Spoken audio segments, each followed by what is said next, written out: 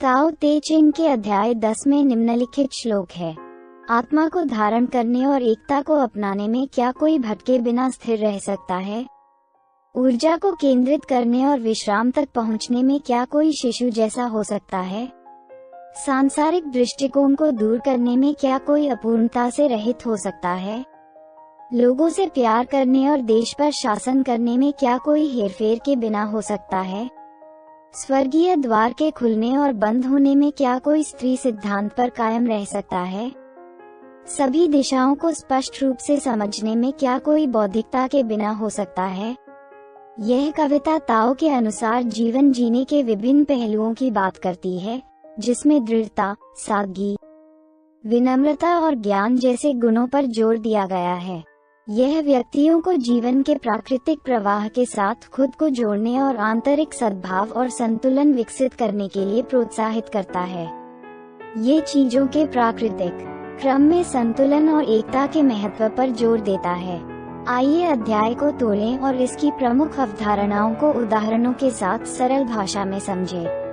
अध्याय की शुरुआत ये बताते हुए होती है कि जब हम सुंदरता और कुरूपता, अच्छे और बुरे या कठिनाई और आसानी जैसी चीजों के बीच कठोर अंतर रखते हैं, तो हम संघर्ष और विभाजन पैदा करते हैं। उदाहरण के लिए, यदि हम केवल धूप वाले दिनों की सराहना करते हैं और बरसात के दिनों को नापसंद करते हैं, तो बारिश होने पर हम दुखी और असंतुलित महसूस कर सकते हैं। इसके बजाय अध्याय सुझाव देता है कि ये विपरीत आपस में जुड़े हुए हैं और अस्तित्व में रहने के लिए एक दूसरे पर निर्भर हैं। इसके बाद यह इस विचार को प्रकृति के उदाहरणों से चित्रित करता है। जिस तरह संगीत का सामंजस्य विभिन्न सुरों के मेल से बनता है और एक पेंटिंग की सुंदरता हल्के और गहरे रंगों के मेल से आती है, उसी तरह दुनिया विपरीतों के मेल से पूरी बनती है।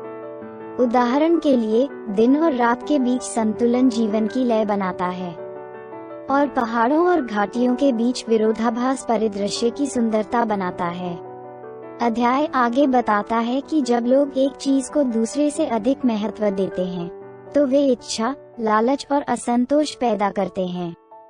उदाहरण के लिए, यदि हम सादगी की सराहना किए बिना लगातार धन का पीछा करते हैं, तो हमें कभी संतुष्टि नहीं मिल सकती है।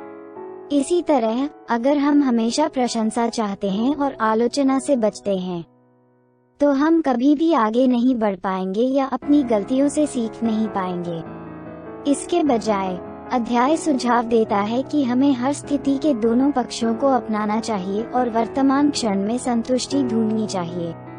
उदाहरण के लिए, जब चुनौतियों का सामना करना पड़ता है, तो विरोध करने या शिकायत करने के बजाय हम उन्हें विकास और सीखने के अवसर के रूप में स्वीकार कर सकते हैं।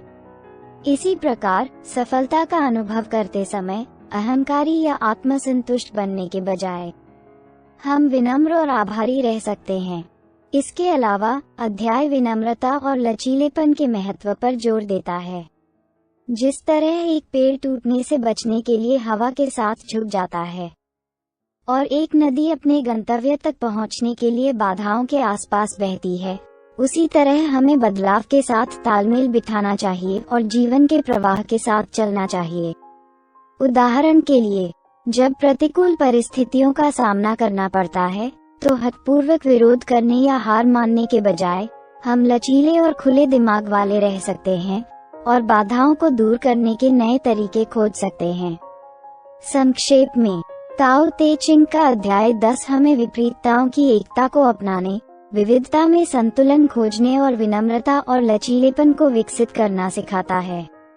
प्रकाश और अंधकार, अच्छे और बुरे दोनों को स्वीकार और सराहना करके हम चीजों के प्राकृतिक क्रम के साथ सद्भाव में रह सकते हैं और हर पल में संतुष्टि पा सकते हैं। धन्यवाद। यदि आप हमारी मेहनत की सराहना करते हैं तो कृपया इस पोस्ट को लाइक और शेयर करें और हमारे चैनल को सब्सक्राइब करें।